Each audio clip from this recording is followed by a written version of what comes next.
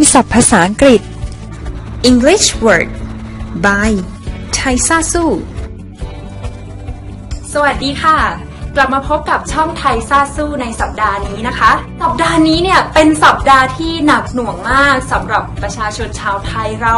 เพราะว่ามีพายุลูกหนึ่งนะคะเข้ามาที่ประเทศเรานะคะก็หลายพื้นที่ในประเทศไทยของเราเลยทั้งภาคเหนือภาคอีสานนะคะแล้วก็ภาคอื่นๆอีกนะคะทำให้หลายคนนะคะประสบปัญหานะคะในการใช้ชีวิตนะคะเราก็เลยนำคำศัพท์ที่เกี่ยวกับเหตุการณ์ที่เกิดขึ้นนะคะเกี่ยวกับเรื่องฝนฟ้านี่แหละค่ะมาเล่าให้ทุกคนฟังนะคะคำแรกนะคะก็คือคำว่าฝนนะคะฝนในภาษาอังกฤษนะคะเราเรียกว่า rain นะคะ rain นะคะ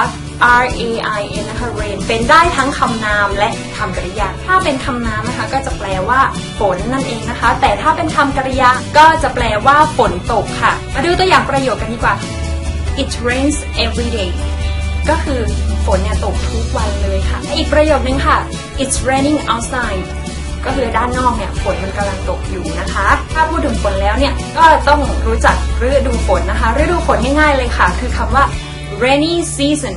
มาจากคำว่า rainy ที่เป็น adjective นะคะ rainy ก็คือเกี่ยวกับฝน and season ก็คือฤดูกาลนะคะรวมกันนะคะเป็น rainy season แปลว่าฤดูฝนนั่นเองคำว่า rainy นะคะก็ยังเอาไปใช้ได้อย่างอื่นอีกนะคะอย่างเช่นวันที่ฝนตกเนี่ยเราก็เรียกว่า rainy day นะคะคำต่อไปนะคะเป็นคำที่เราชอบมากๆเลยนะคะเพราะว่าหลังจากที่ฝนตกเนี่ยมันมักจะมีสายรุ้งนะคะสายรุ้งนะคะเราเรียกว่า rainbow นะคะวันศุกร์ที่ผ่านมาเนี่ยนะคะฝนเนี่ยก็ได้ตกลงมาอย่างหนักราวกับฟ้าเนี่ยรั่วเลยนะคะก็คือฝนตกหนักมากฉะนั้นในภาษาอังกฤษเนี่ยเขาก็จะมีสำนวนนะคะเพื่อที่จะบอกว่าฝนมันตกหนักมากๆเลยนะคะเราเรียกว่า it rains cats and dogs ก็คือฝนเนี่ยมันตกหนักมากเลยนะคะเหมือนฟ้ารั่วเลยอย่างนั้นเลยไม่ใช่มันฝนตกแบบแมวไม่ใช่นะคะอันนี้เราเรียกว่าเป็นสำนวนเนาะคำต่อไปนะคะเข้าใกล้นะคะสู่สิ่งที่เราได้พบเจอมานะคะก็คือคำว่าพายุนั่นเองค่ะฝนเนี่ยถ้ามาเฉยๆเราก็ไม่ได้กลัวอะไรใช่ไหมคะอย่างมากเราก็แค่เก็บผ้านะคะเข้าบ้านแค่นั้นเองแต่ว่านี่สิคะเกิดเหตุการณ์ขึ้นนะคะนั่นก็คือเกิดพายุนะคะหรือที่ภาษาอังกฤษเราเรียกว่า storm นะคะ storm แปลว่าพายุนั่นเองซึ่งคำว่า storm เนี้ยนะคะเราสามารถที่จะใช้กับพายุอื่นๆที่นอกเหนือจากพายุฝนได้ด้วยนะคะยกตัวอย่างเช่นถ้าพายุหิมะเราก็เรียกว่า snowstorm นะคะ sandstorm ก็คือพายุทรายหรือพายุในทะเลทรายนั่นเองค่ะ windstorm ก็คือลมพายุส่วนคำว่าพายุฝนนะคะก็แน่นอนคือคำว่า rainstorm นั่นเองค่ะและยังมีคำอื่นอีกนะคะที่เกี่ยวกับฝนนะคะนั่นก็คือ thunderstorm นะคะแปลว่าพายุฝนฟ้าคะนองแล้วนะคะที่มันจะมีฟ้าแลบด้วยมันจะฝนฟ้าคะนองเอาละค่ะเรามาดูตัวอย่างประโยคนะคะที่เกี่ยวกับ rainstorm กันดีกว่านะคะประโยคคือ after the rainstorm the road was blocked with the fallen trees ก็คือหลังจากที่เกิดพายุฝนนะคะก็ทำให้มีต้นไม้เนี่ยมาล้มขวางถนนนะคะอีกประโยคนึงนะคะก็คือ a big tree fell in the storm ก็คือต้นไม้ใหญ่นี่นะคะล้มลงนะคะหรือโค่นลงนะคะเนื่องจากพายุตอนเกิดพายุเนี่ยเรายังรู้สึกเลยนะคะว่ามันน่ากลัวมากๆนะคะซึ่งตัวเราเองนะคะก็ได้ประสบมานะคะเมื่อวันก่อนนะคะ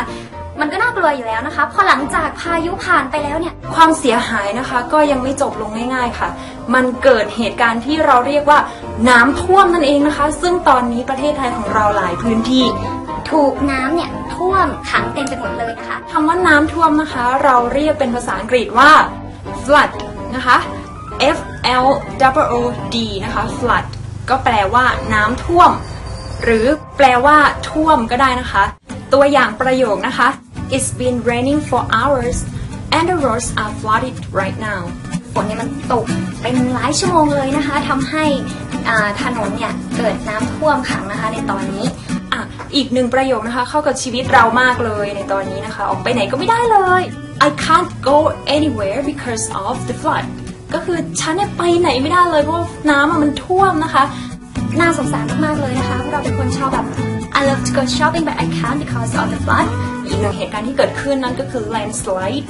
landslide นะคะแปลว่า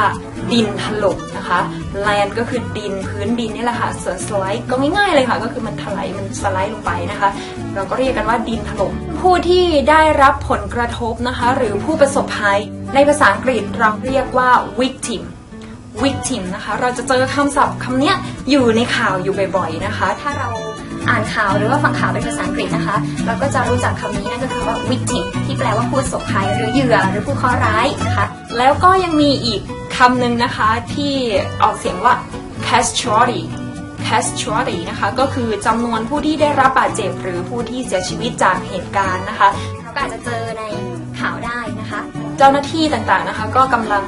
เร่งมือนะคะที่จะช่วยเหลือผู้ที่ประสบภัยเหล่านี้นะคะซึ่งการช่วยเหลือหรือว่าความช่วยเหลือที่เราจะใช้บ่อยๆเลยนะคะก็คือคำว่า rescue มีความหมายเหมือนกันคือเหมือนกับคำว่า help ที่แปลว่าช่วยเหลือนะคะ rescue ก็แปลว่าช่วยเหลือเหมือนกันแต่จะเป็นเวลที่ว่าเป็นการช่วยเหลือที่จริงจังมากๆเลยนะคะสามารถใช้คำสองคำนี้ได้เลยนะคะเดี๋ยวเราไปดูตัวอย่างประโยคกันเลยดีกว่านะคะ Many parts of Thailand was hit by the pollen and the officers have been trying to rescue the victims ประเทศไทยของเรานะคะถูกพายุโพดุลเนี่ยนะคะเล่นงานนะคะตอนนี้เนี่ยเจ้าหน้าที่นะคะก็พยายามช่วยเหลือกู้ภัยผู้ที่ประสบภัยนะคะก็เป็นกำลังใจให้เจ้าหน้าที่และทุกๆคนด้วยนะคะขอปิดท้ายด้วยคำศัพท์ที่โดดเด่นที่สุดในสถานการณ์ตอนนี้นะคะก็คือพายุโพดุลนั่นเองนะคะเราเรียกพายุโพดุลว่าอะไรเรียกว่า tropical storm Podun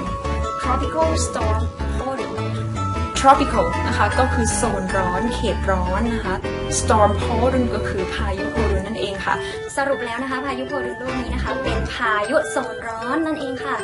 ยังไงก็ขอภาวนานะคะให้โพดุลนะคะออกไปจากเราอย่างรวดเร็วนะคะก็หวังว่าทุกๆคนนะคะจะได้รับความรู้ได้รู้จักคำศัพท์มากยิ่งขึ้นนะคะในสัปดาห์นี้แล้วมาดูกันนะคะว่าสัปดาห์หน้าเราจะเอาความรู้คำศัพท์ภาษาอังกฤษเรื่องอะไรมาฝากทุกๆคนอีกนะคะแล้วเจอกันใหม่นะคะบ๊ายบายค่ะสวัสดีค่ะ Thank you for watching. Please subscribe for the next lesson.